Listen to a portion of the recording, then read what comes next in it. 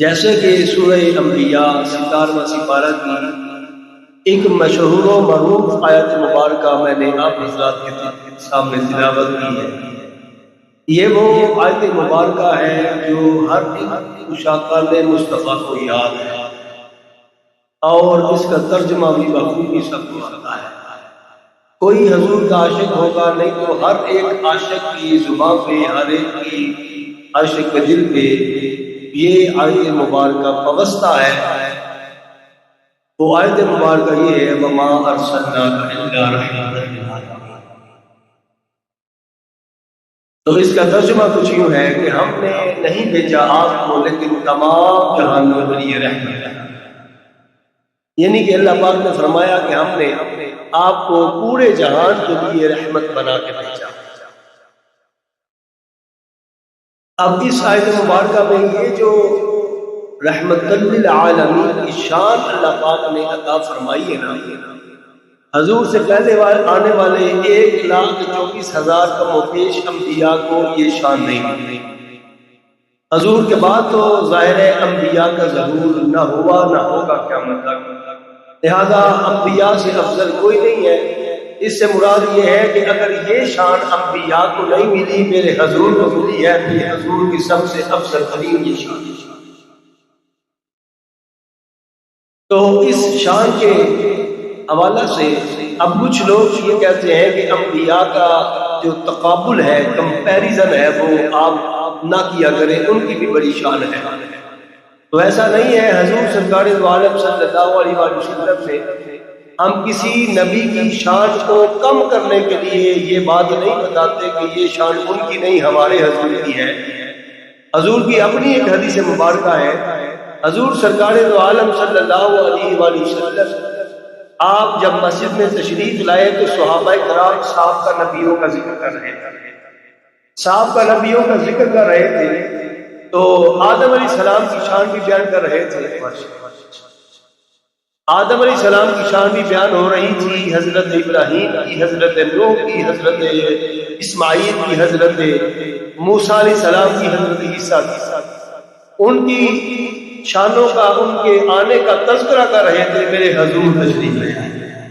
حضور نے فرمایا سنو صحابہ، آدم علیہ السلام کی بھی بڑی شان ہے، حضرت نوح علیہ السلام کی بھی بڑی شان ہے، حضرت جناب ابراہیم علیہ السلام، حضرت یعقوب علیہ السلام، یوسف علیہ السلام اور اسماعیل علیہ السلام کی بھی بڑی شان ہے۔ لیکن میرے حضور نے فرمایا اے میرے صحابہ سنو، وہ کوئی کلیم بن کے آیا، کوئی روح اللہ بن کے آیا، کوئی ذبیح اللہ بن کے آیا، کوئی خلیل اللہ بن کے آیا، لیکن سنو انا و حبیب اللہ، میں اللہ کا حبیب ہوں۔ اب اس سے بڑی شان اور کیا ہو سکتی ہے کہ حضور نے فرمایا کہ اللہ کا جو حبیب ہے وہ میں بن کے آیا، یعنی اللہ پاک نے جس سے سب سے زیادہ پیار کیا ہے، جس سے سب سے زیادہ محبت کی ہے، وہ میرے اور آپ کے آقا ہے۔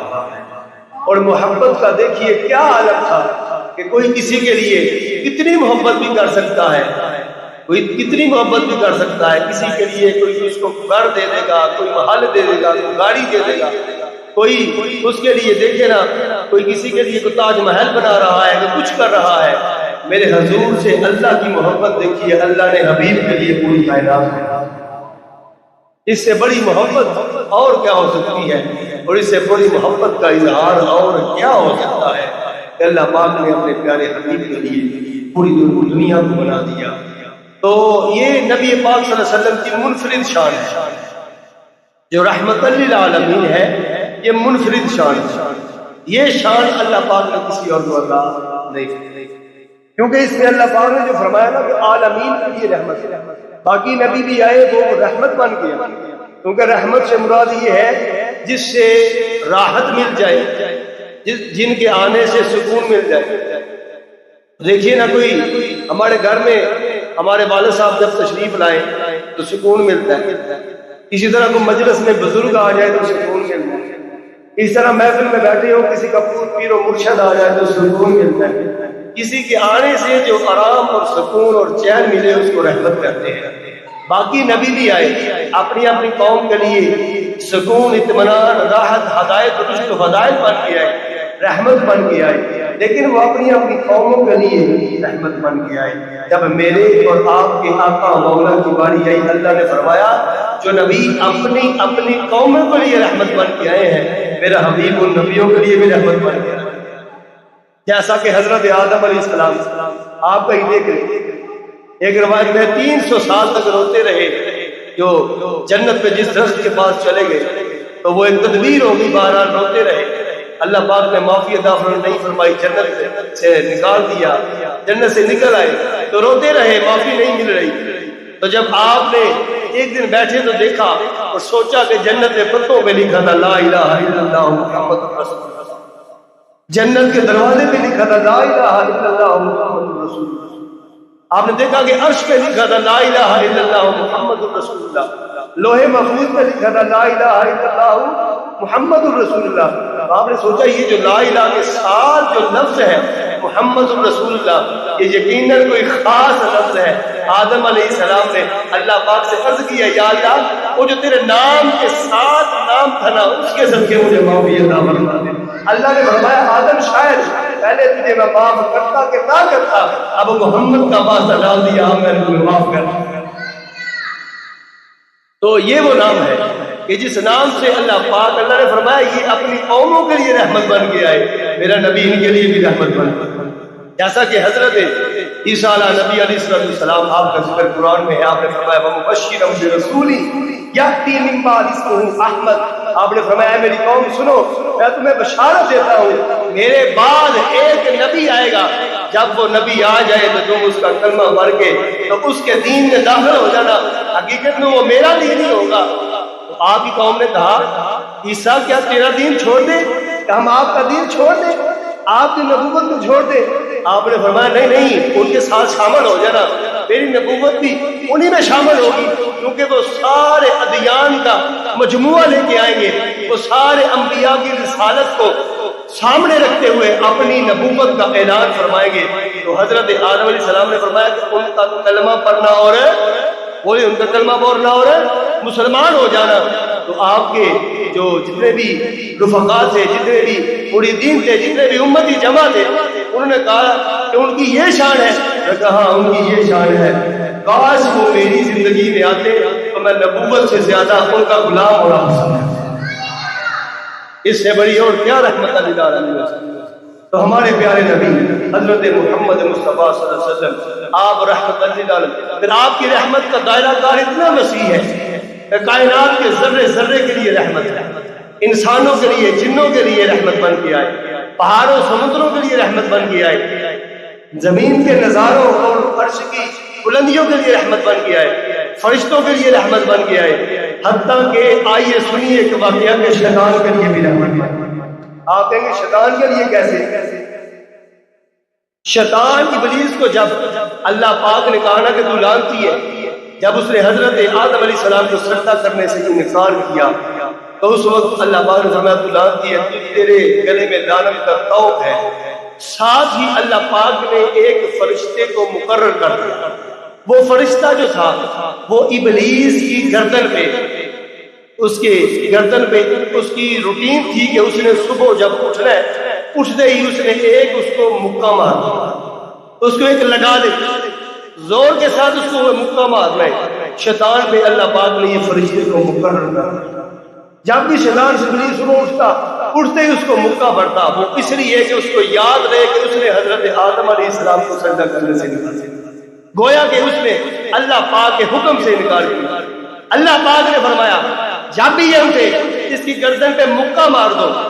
اب نبی پاک صلی اللہ علیہ وسلم نے اعلان نبوت فرمایا جب یہ آیت مبارکہ وما ارسلناک الا رحمتا للعالمین جب یہ نازل ہوئی نا، شیطان نے بھی پڑھی. شیطان کہنے لگا یا اللہ تیرا نبی سب کے لیے رحمت بن کے آیا.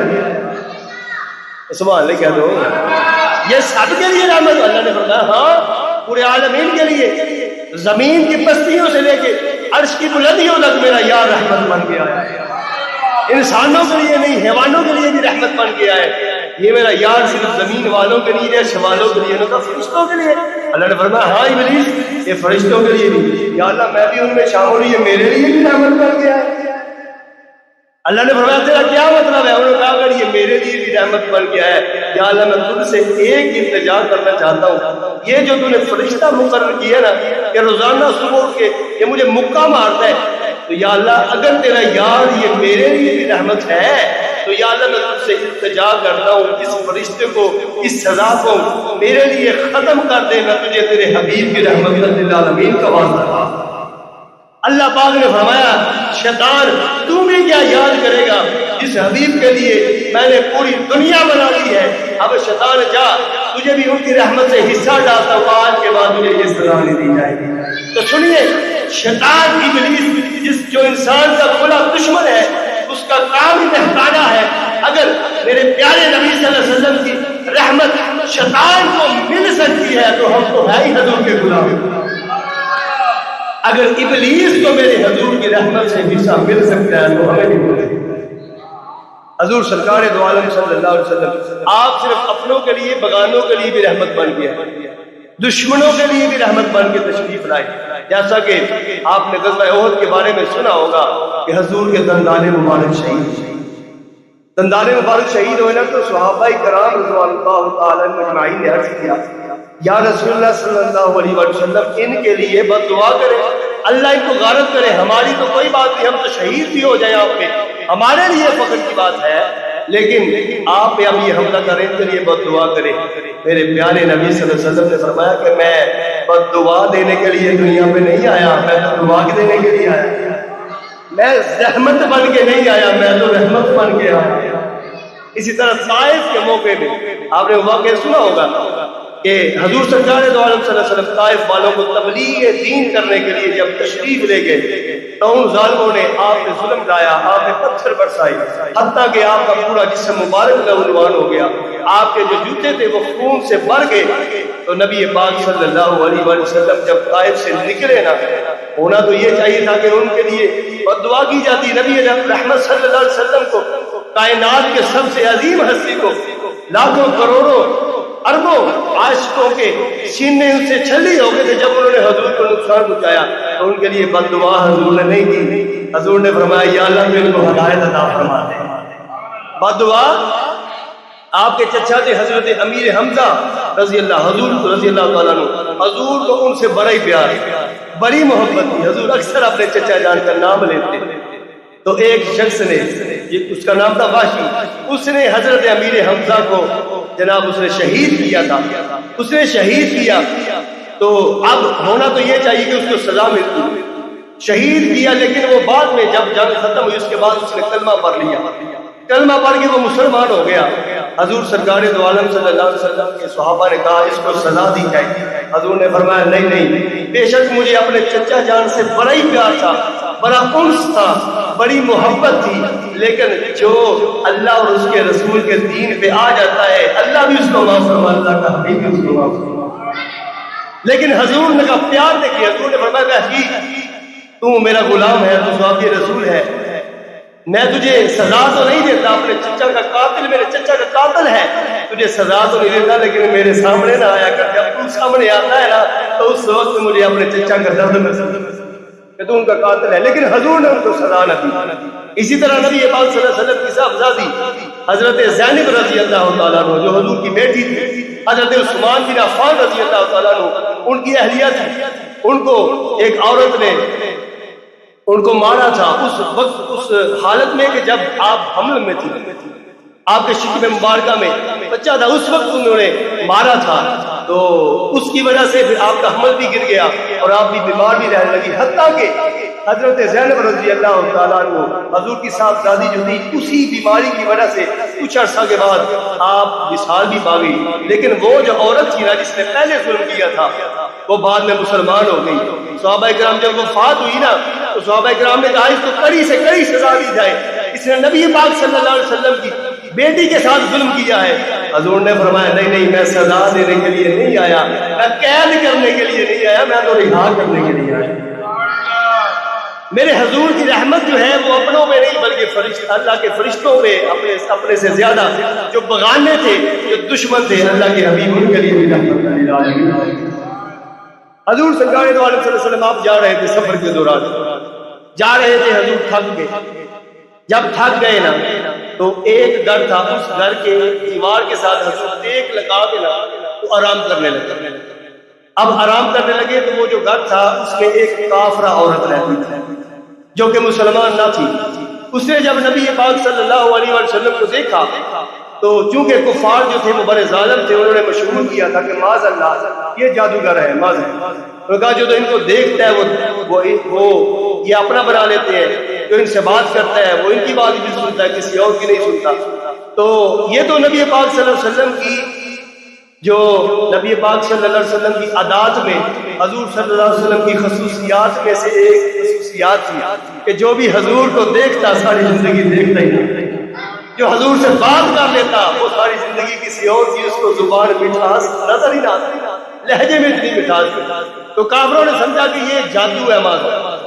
اب اس عورت نے بھی یہی سمجھا کہ یہ تو معاذ اللہ جادوگر ہے، لیکن نبی پاک صلی اللہ علیہ وسلم کو جب اس نے دیکھا تو اس نے اپنے گھر کے دروازے بند کر کہیں میرے گھر کے اندر نہ آ جائے، کھڑکیاں بند کر لی۔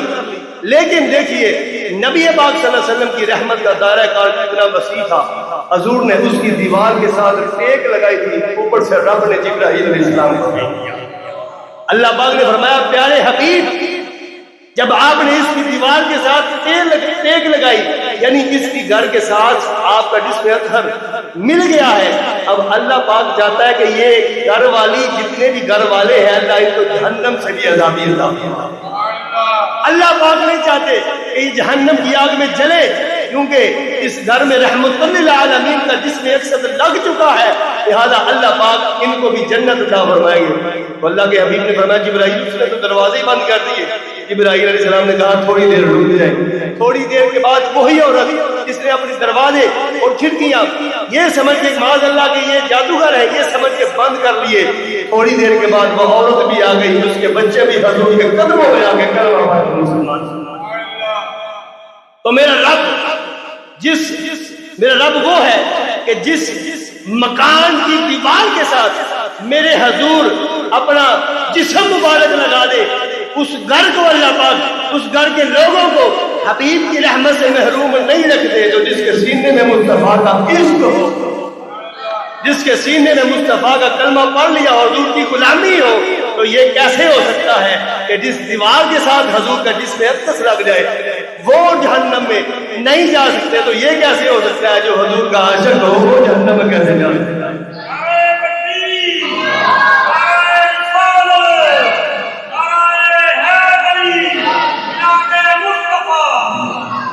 تو جہنم میں میں تو کیا میرا سایہ بھی نہ جائے گا، جہنم میں تو کیا میرا سایہ بھی نہ جائے گا، کیونکہ میرے حضور سے دیکھا نہ جائے گا۔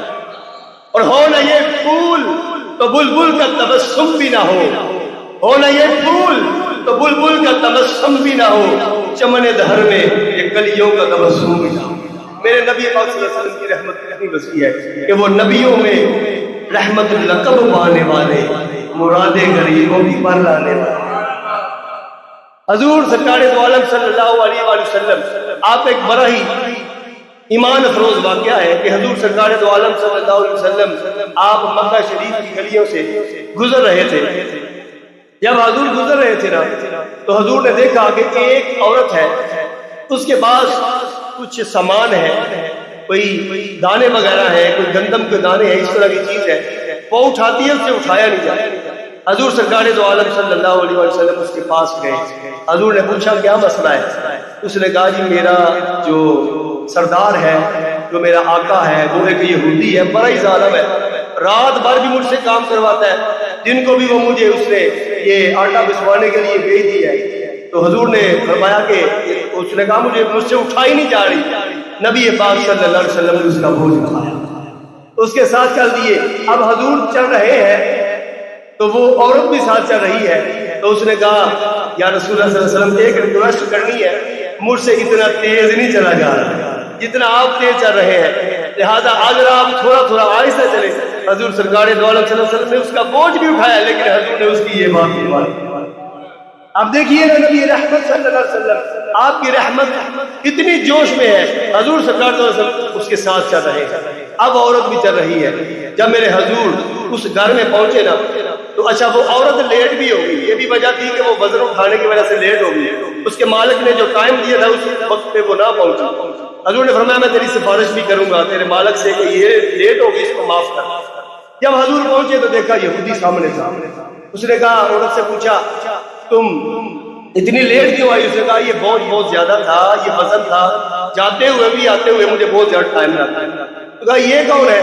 اس نے بتایا کہ یہ مسلمانوں کے نبی حضرت محمد صلی اللہ علیہ وسلم۔ اب جو یہودی تھا نا وہ تھوڑا صاحب علم بھی تھا، وہ کتاب بھی پڑھنے والا تھا۔ اب وہ یہودی جو تھا اس نے سن لیا تھا کہ چند دن پہلے آپ کو معراج ہوئی تھی، تو اس نے کہا کہ اچھا تم وہی ہو جس کو چند دن پہلے معراج ہوئی، آپ وہی ہیں؟ حضور سرکار دو عالم صلی اللہ علیہ وسلم نے فرمایا تو نے ٹھیک کہا، میں وہی ہوں جس کو اللہ پاک نے معراج کا یہ اللہ پاک نے معراج کا تحفہ عنایت فرمایا۔ اب وہ یہودی جو اندر آ جاؤ، حضور کو بلایا، اس نے اپنے لوگوں کو جمع کیا، سارے قبیلے والے جمع ہو گئے۔ جب جمع ہو گئے نا تو اس نے تورات کھولی، تورات میں ایک واقعہ لکھا ہوا تھا، وہ واقعہ پڑھنا اس نے شروع کیا۔ وہ واقعہ کیا تھا؟ اس میں لکھا ہوا تھا کہ نبیوں کے بعد ایک اللہ کا آخری نبی آئے گا، وہ ایک رات معراج کرے گا، رات کو اللہ سے ملاقات کرے گا، دن کو وہ اپنے غلاموں اور اپنے جتنے بھی قوم والے ہوں گے ان کا بوجھ اٹھایا کرے گا۔ اس نے جب یہ دیکھا اس نے کہا کہ سن لو اے میرے قبیلے والوں، یہ جو ہے یہ اللہ کے سچے نبی ہے، ان کا کلمہ پڑھو اور مسلمان ہو جاؤ۔ تو تورات میں یہ لکھا ہے کہ یہ رات کو اللہ سے ملاقات کرنے معراج میں جائیں گے، جن کو بوجھ اٹھائیں گے وہ یہی نبی ہیں، یہ اللہ کے سچے نبی ہیں۔ حضور سرکار دو عالم صلی اللہ علیہ وسلم، پھر وہ پورے کے پورے قبیلے والوں نے، اس کے گھر ارد گرد کے جتنے بھی لوگ تھے سب کے سب نے حضور کا کلمہ پڑھا۔ اب ایک لونڈی اور غلاموں کو حضور کی رحمت تو مل سکتی ہے تو کیا ہمیں نہیں مل سکتی؟ یہ تو اپنے اپنے نصیب کی بات ہے نا بھائی۔ تو حضور سرکار دو عالم صلی اللہ علیہ وآلہ وسلم آپ کی رحمت کتنی وسیع ہے کہ حضور سرکار دو عالم صلی اللہ علیہ وسلم تشریف فرما تھے کہ آپ نے دیکھا کہ ایک اونٹ آ گیا، ایک اونٹ آ گیا، اس کی آنکھوں میں آنسو ہے، روتے ہوئے حضور کی بارگاہ میں آ گیا۔ حضور صحابہ کے کرام کے ساتھ تشریف فرما کے دیکھا اونٹ آیا ہے، حضور نے اپنی مجلس کو برخاست کر دیا، اس اونٹ کے پاس گئے۔ جب اس اونٹ کے پاس گئے نا اور ہزاروں قطار ہو گئے، اس کی آنکھ سے آنسو جاری ہونے لگے، کیونکہ میں نے پچھلے جمعہ المبارکہ کو بھی آپ سے یہ عرض کیا تھا کہ حضور میرے حضور وہ ہے جو حضور سرکار دو عالم صلی اللہ علیہ وسلم جانوروں کی بولیوں کو نہیں سمجھتے۔ اب اس جانور نے، اس اونٹ نے اپنی رودات سنائی، اس نے اپنی بات سنائی، اس نے کہا کہ یا رسول اللہ صلی اللہ علیہ وسلم، میرا جو مالک ہے وہ مجھ سے بوجھ زیادہ جو ہے وہ لادتا ہے، وہ بوجھ زیادہ ڈالتا ہے لیکن مجھے کھانا کم کھلاتا۔ اس نے اپنے مالک کی شکایت کی۔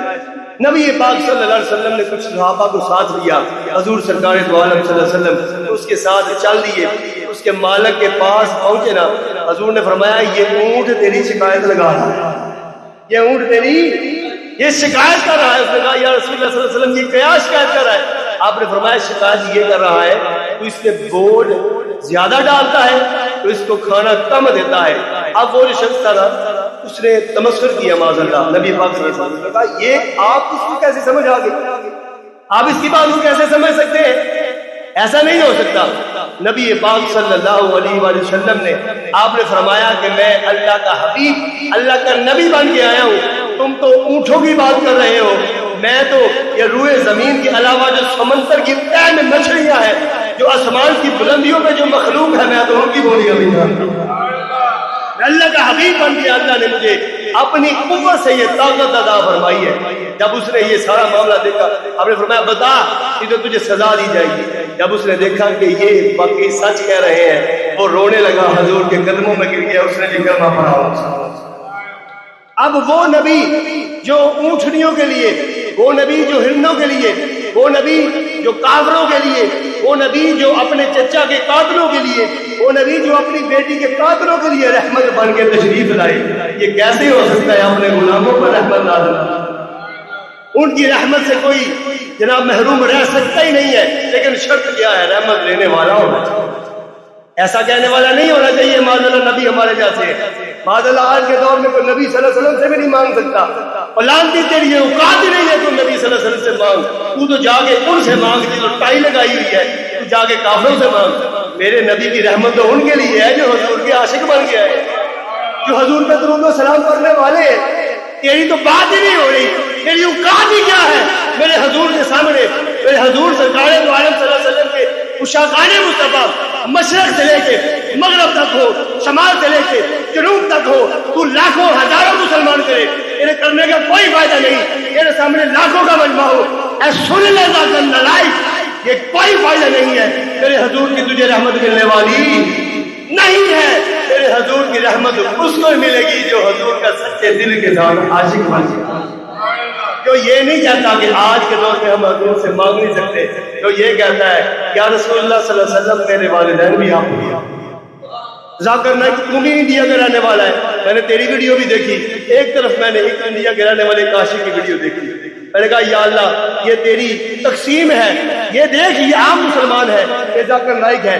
ذاکر نائک کہہ رہا ہے حضور سے آج کے دور میں نہیں مانگنا چاہیے۔ وہ شخص کیا کہہ رہا ہے؟ سادہ لگا دہاڑی لگانے والا وہ کہہ رہا ہے، کسی نے کہا نا کہ آپ ہندوستان میں ہندوؤں کا ملک ہے، سر عام نعرے لگا رہے ہو ان کے خلاف، بدھوں کے خلاف نعرے لگا رہے ہو، حکومت کے خلاف، تمہیں ڈر نہیں لگتا؟ تمہیں کوئی مسئلہ نہیں ہے؟ اس نے کہا سنو میرے حضور کی بس بات آ گئی ہے، اب ڈر والی بات ہی تو تم ڈر کی بات کر رہے ہو۔ میں حضور سرکار دو عالم صلی اللہ علیہ وسلم سے میں تو کیا، میرے ماں باپ بھی قربان ہے، میری اولاد بھی قربان ہے، میرا مال بھی قربان ہے، سب کچھ میرے حضور میں قربان ہے، یہاں تک کہ اگر مجھے اپنی جان کا نذرانہ بھی دینا پڑے میری جان بھی حضور کی۔ لہذا یہ میرے نبی پاک صلی اللہ علیہ وسلم کی رحمت ہے۔ جب بھی حضور پہ درود پاک پڑھے، جب بھی حضور سرکار دو عالم صلی اللہ علیہ وسلم کو یاد کرے، جب بھی حضور سرکار دو عالم صلی اللہ علیہ وسلم کو نماز میں ان پہ درود پاک پڑھے، یہی سمجھے کہ ہمارے حضور سب درود پڑھنا عام کا کام ہے۔ ہم تو محبت والے ہیں، ہم اختلافی باتیں نہیں کرتے، لیکن جہاں پہ کرنا ہو وہاں ہم رکتے بھی نہیں، کیونکہ حق میں ڈٹ جانا یہ بھی مومن کی شان ہے۔ لہذا حق کی بات یہی ہے، ہمارے پیارے نبی صلی اللہ علیہ وسلم آج بھی چاہیں اپنے غلاموں کو نوازنا، آج بھی چاہیں تو اپنے غلاموں کو۔ میں اب زیادہ تفصیل نہیں جاؤں گا، زیادہ لمبی بات نہیں کروں گا۔ حضور سرکار دو عالم صلی اللہ علیہ وسلم میں ہمارے جاننے والے ہیں، ایک نعت خوان ہے یہ جو ساتھ ہی کوڑ لمبا والا ہے، ادھر کے رہنے والے ہیں، ان کو اللہ پاک نے ایک عمرے کا ٹکٹ عطا فرمایا۔ وہ بیچارے غریب تھے تو بڑا وہ نہیں کر سکتے، لیکن ان کو بڑی حب تھی، یہ بڑی محبت تھی کہ حضور کی بارگاہ میں پیش ہو، تو انہوں نے کیا کیا اپنے گھر میں محفل میلاد مصطفیٰ سے شادی سی محفل کی، اس میں مختصر سا لنگر کا اہتمام کیا۔ انہوں نے ایک مہمان خصوصی کچھ کو بلایا، ایک مہمان خصوصی کو بھی بلایا کہ آپ نے بھی چلو ہمارے گھر آئے۔ اب دیکھیے کہ حضور سرکار دو عالم صلی اللہ علیہ وسلم آپ نوازنے پہ آئے تو آج کے دور میں بھی وہ بھائی مانگنے والا ہونا چاہیے۔ وہ تو ہم تو مائل بکرم ہے، کوئی سائل ہی نہیں، راہ دکھلائے کسی کو راہ روے منزل ہی نہیں، کوئی مانگنے والا تو ہونا چاہیے نا۔ تو انہوں نے اپنے گھر میں محفل سجائی، ایک مہمان کو بلایا۔ مہمان کو جب جو آیا تھا چاہیے تو یہ تھا کہ وہ ان کو دیتے، تو وہ مہمان آیا تھا، جب وہ حضور کی نعت پڑھ رہے تھے مدینے کی یاد آئی، رونے لگے۔ وہ مہمان جب اس نے کہا بس آپ کے لیے ایک عمرے کا ٹکٹ ہے، بڑی بات ہے نا۔ میرے حضور آج بھی چاہے تو نواز سکتے ہیں۔ اللہ رب العزت کی بارگاہ میں دعا ہے اللہ پاک ہم سب کو نبی پاک صلی اللہ علیہ وسلم پہ زیادہ سے زیادہ درود و سلام